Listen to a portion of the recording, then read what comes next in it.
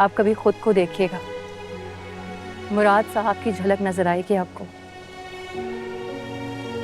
जब आप दोनों एक ही हैं तो आप दोनों के ख्वाबों में इतना फर्क क्यों?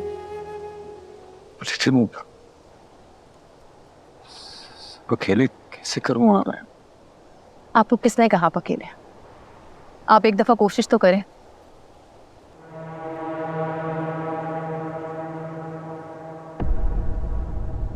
मैं अपनी बेटी को जानती, तुम वो नहीं हो, तुम वो नहीं हो, तो कोई और हो, तो कोई और हो।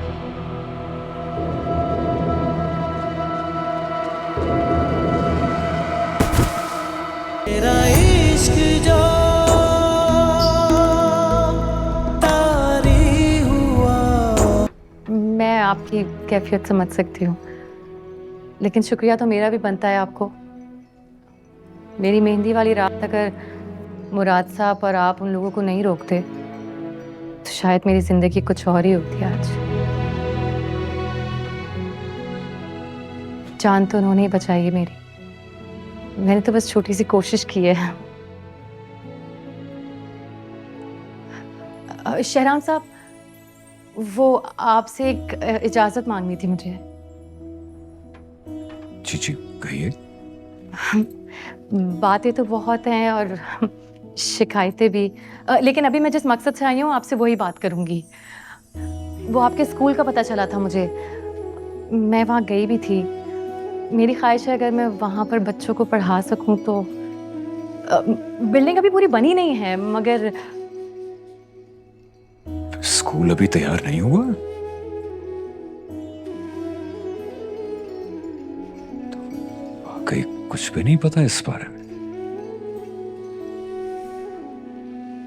लेकिन आपने अब कहा है तो मैं कल जाके जरूर देखूंगा उसे।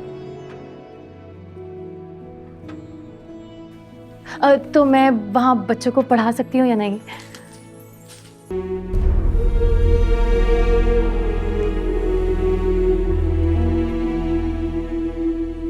ये क्या है?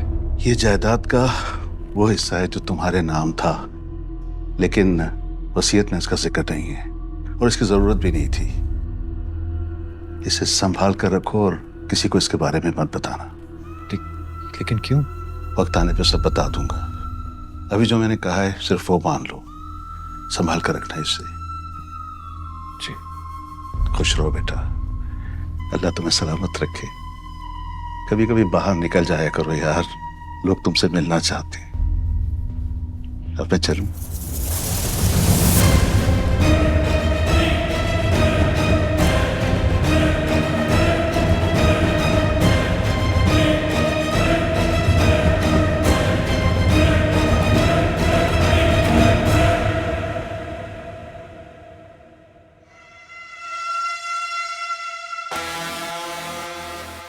अच्छा, एक काम है वो बस तुम ही कर सकती हो।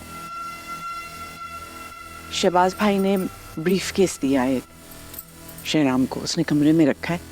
तो जाके ढूंढ के लाओ, मैंने मालूम करना उसके अंदर क्या है। अगर वो आ गए तो? नहीं आएगा, भी बाहर ही है, जाओ तो सही, जल्दी करो।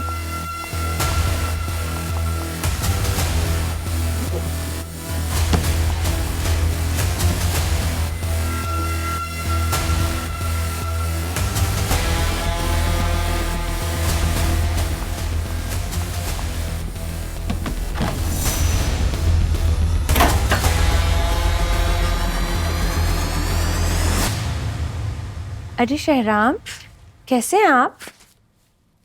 ये क्या कर रही हैं आप? ये फूल सजा रही हूँ। मुझे लगा इस कमरे में ना फ्रेशनेस की जरा कमी है। वैसे शुक्र है आप इस कमरे से निकले तो सही। खाला जान बता रही थी कि आप वर्कआउट किया करते थे। अगर आप वापस रूटीन में आ जाए ना तो मुझे भी वर्कआउट पार्टनर मिल जाए। मैं तो हवेली में आके ना सुस्ती हो गई हूँ। बिल्कुल ठीक है, मैं ऐसा ही करूंगा, लेकिन प्लीज आप ये सब कुछ मत किया करें। मैं अपने काम खुद करने का आदी हूँ। Thank you so much.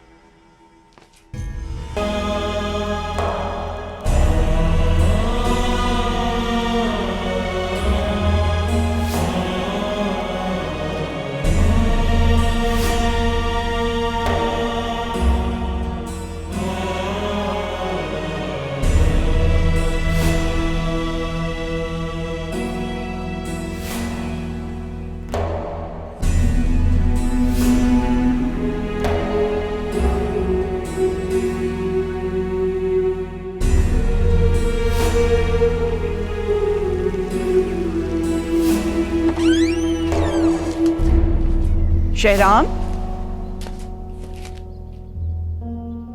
Shahram,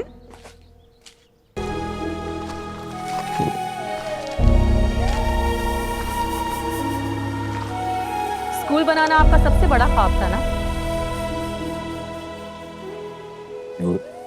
sorry, मैं कल ख्वाब था या नहीं?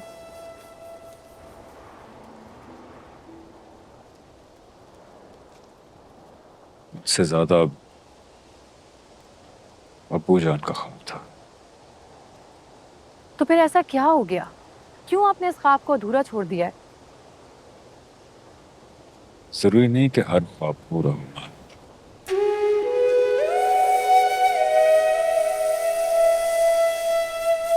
अब्बू जान के जाने के बाद किसी चीज में दिल नहीं लगता अब मेरा। जिंदगी बेमायने से लगती है मुझे। लोग मर जाते हैं लेकिन ख्वाब नहीं मरते।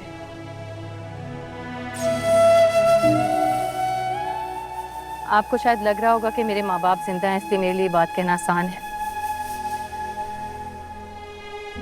माँ बाप चले जाते हैं लेकिन हमारे अंदर अपना अक्स छोड़ जाते हैं।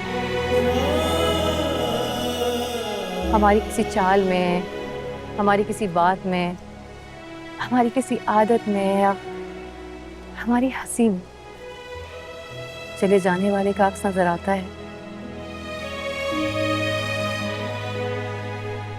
आप कभी खुद को देखिएगा, मुराद साहब की झलक नजर आएगी आपको। जब आप दोनों एक ही हैं तो आप दोनों के ख्वाबों में इतना फर्क क्यों?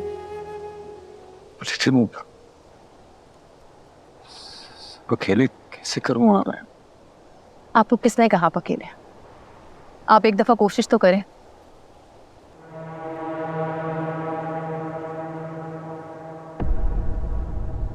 मैं अपनी बेटी को जानती, तुम वो नहीं हो, तुम वो नहीं हो, तो कोई और हो, तो कोई और हो।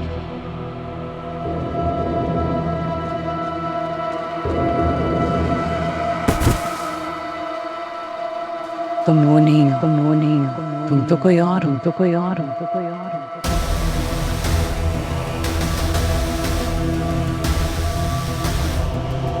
तुम तो कोई और हो, तो कोई और हो।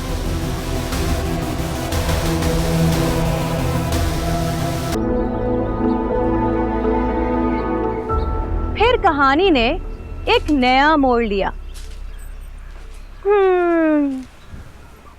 परी बहुत उदास थी क्योंकि वो जानती थी शहजादा भी उदास है। परी ने वहां जाने की कोशिश की लेकिन महल के सारे दरवाजे बंद थे।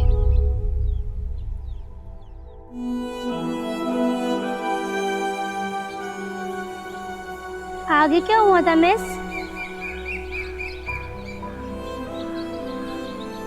फिर